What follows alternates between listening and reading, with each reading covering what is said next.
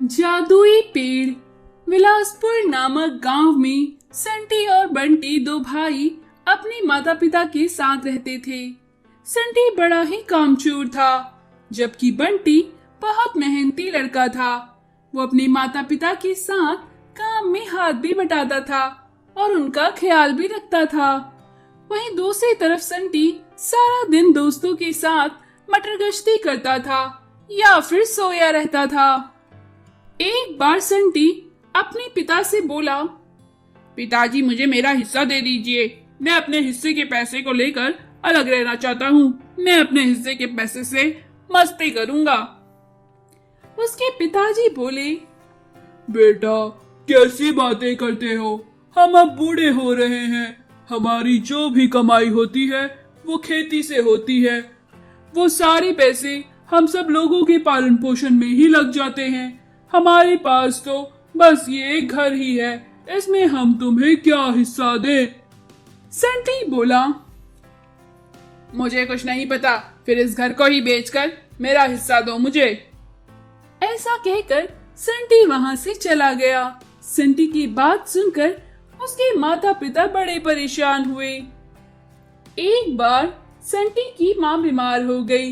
Doctor के पास ले गए तो डॉक्टर बोला, इनका ऑपरेशन करना होगा, 20 लाख रुपए लगेंगे। संटी बंटी के पिताजी बोले, बेटा हम कहाँ से लाएंगे इतने पैसे? हमारे पास तो इतने पैसे होंगे नहीं। बंटी बोला, पिताजी हम अपना घर और खेत बेच देंगे, उन पैसों से हमारे पास 20 लाख रुपए हो ही जाएंगे और फिर हम मेहनत मजदूरी करके घर का गुजारा किसी तरह चला लेंगे। अभी माँ को बचाना जरूरी है। बंटी की बात सुनकर संटी बोला, मुझे किसी को कोई पैसे नहीं देने। घर खेत बेचकर आधा पैसा मेरा होगा, मुझे मेरा हिस्सा दे देना। माँ के इलाज में अगर सारे पैसे खर्च कर देंगे तो हम क्या खाएंगे? ऐसा कहकर संटी वहां से चला गया। संटी की बातें सुनकर बंटी बड़ा परेशान हुआ। अगले दिन बंटी खाना लेकर हॉस्पिटल जा रहा था। रास्ते में उसे एक पेड़ दिखा जिसमें एक दरवाजा था। उस पेड़ के बाहर तो बुड्ढा बुड्ढी बैठे थे। बुड्ढा बुड्ढी बोली, हमें भूख लगी है, कोई हमें खाना खिला दो। हमें भूख लगी है, कोई हमें खाना खिला दो। बंटी को उन पर दया आ गई। उसके पास जो खाना था उसने उस बुड्ढा बुड्ढी को खिला दिया। खाना खाकर बुड्ढा बुड्ढी बोली, हम तुमसे बड़े खुश हुए, आओ हमारे घर के अंदर आओ। इस तरह वो बंटी को अपने जादुई पेड़ वाले घर के अंदर ले गए। वो दोनों पेड़ के अंदर घुसते ही एक राक्षस और राक्षसन में बदल गए। उस घर के अंदर चारों तरफ सोना ही सोना था। राक्षस और राक्षसन बोली, तुम्हें जितना सोना चाहिए तुम यहाँ से ले जा सकते हो और अपनी माँ का इलाज भी करा सकते हो। उनकी बातें सुनकर बंटी बोला, नहीं नहीं, मुझे कुछ नहीं चाहिए, बस मुझे यहाँ से जाने दो। मेरी माँ की तबीयत बहुत खराब है, जिसके लिए मुझे कुछ पैसों का इंतजाम करना है। बंटी की बात सुनकर राक्षस और राक्षसन बोले, तुमने हमें खाना खिलाया, अब हम तुम्हें सोना देना चाहते हैं। तुम्हें जितने पैसों की जरूरत है तुम यहाँ से उतना सोना ले जाओ और अपनी माँ का इलाज करवाओ। ऐसा कहकर राक्षसन और राक्षसन ने उसे थैले में भरकर सोना दे दिया। सोना लेकर बंटी घर गया और सारी बात अपने पिता को बताई। उसके पिता बोले, उन लोगों का धन्यवाद, अब हम जल्दी तुम्हारी मम्मी का ऑपरेशन करा सकेंगे। संटी ये सारी बातें सुन रहा था। संटी बोला, अरे ये क्या बंटी बड़ा ही बुद्धू है, बहुत सा सोना था तो बहुत सारा लाना था ना, ये बस इतना सा सोना ही लेकर आया। मैं होता तो सारा सोना ही हत्या लेता।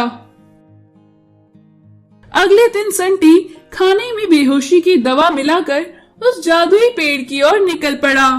पेड़ के बाहर बुड्ढा बुड्ढी रोज की तरह बैठकर खाना मांग रहे थे। संटी ने उन्हें भोजन करवाया और फिर भोजन खाने के बाद बुड्ढा बुड्ढे बेहोश हो गए।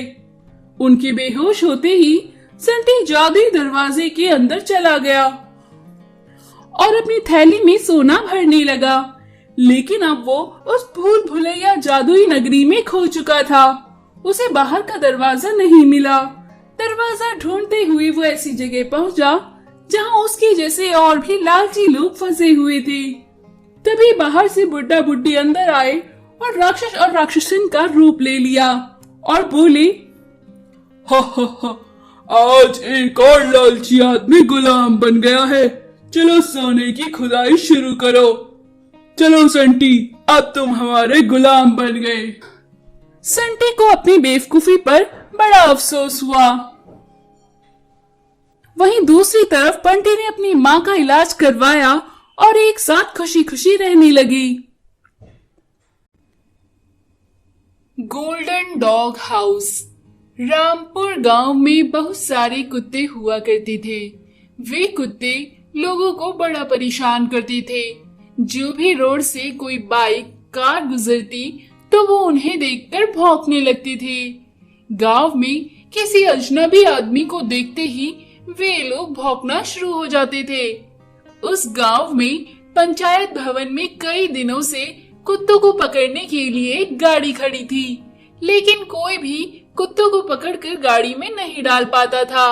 गांव वाले कुत्तों से बहुत परेशान थे। तभी उस गांव के पंचायत भवन में अशोक नाम का एक आदमी आया और वो पंचायत ऑफिसर से बोला, ऑफिसर साहब, मेरी नौकरी यहाँ लगी है। मुझे ही यहाँ कुत्तों को पकड़ने के लिए भेजा गया है। पंचायत ऑफिसर अशोक से बोला, अच्छा, तुम ही अशोक हो? तुम्हारी ही यहाँ ड्यूटी लगी है? अशोक बोला, हाँ हाँ सर जी, मेरी ही ड्यूटी लगी है। पंचायत ऑफिसर बोला, ये लो नियुक्ति पत्र। यहाँ बहुत दिनों से कुत्तों की संख्या ज्यादा हो गई है। इन कुत्तों को पकड़कर यहाँ से गांव से दूर ले जाओ और इन्हें बाहर ले जाकर मार दो। अशोक ने बहुत मुश्किल से गांव के सारे कुत्तों को पकड़ा और गाड़ी में भरा।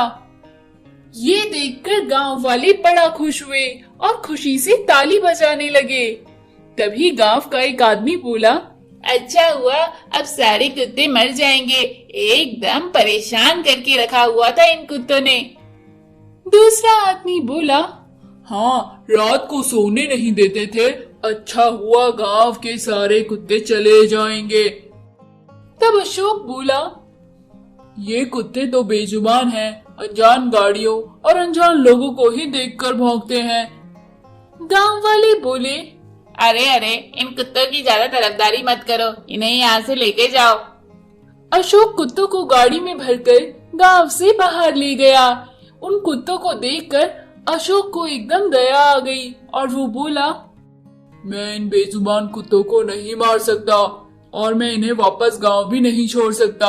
अब मैं क्या करूं? मुझे कुछ समझ नहीं आ रहा है। अगर मैं इन्हें नहीं मारूंगा तो मेरी नौकरी चली जाएगी। एक नौकरी ही तो मेरे जीवन का सहारा है। मैं क्या करूं अब?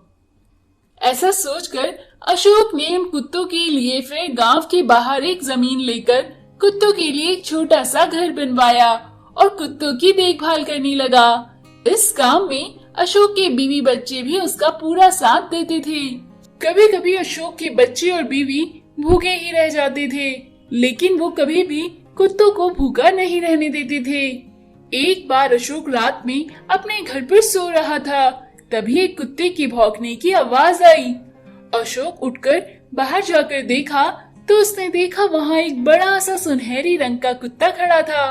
वो सुनहरी रंग का कुत्ता अशोक से बोला, मैं एक जादुई कुत्ता हूँ। तुम बहुत अच्छा काम कर रहे हो। मैं तुम्हारे काम से बहुत खुश हूँ, इसलिए मैं तुम्हारी सहायता करना चाहता हूँ। मेरे पेट में बहुत से रुपए हीरे जवाहरात हैं। इन्हें तुम अपने पास रख लो और इन कुत्तों को रहने और खाने का इंतजाम करो। तभी सुनहरे कुत्ते के पेट से एक दरवाजा खुलता है और अशोक सुनहरे कुत्ते के पेट से रुपए हीरे जवाहरात ले लेता है उन पैसों से अशोक कुत्तों के लिए एक बड़ा सा डॉग हाउस बनाता है और उनकी देखभाल करने के लिए नौकर चाकर भी रखता है। तो दोस्तों, हमें बेजुबान जानवर को नहीं मारना चाहिए, हमें जानवरों को प्यार से रखना चाहिए।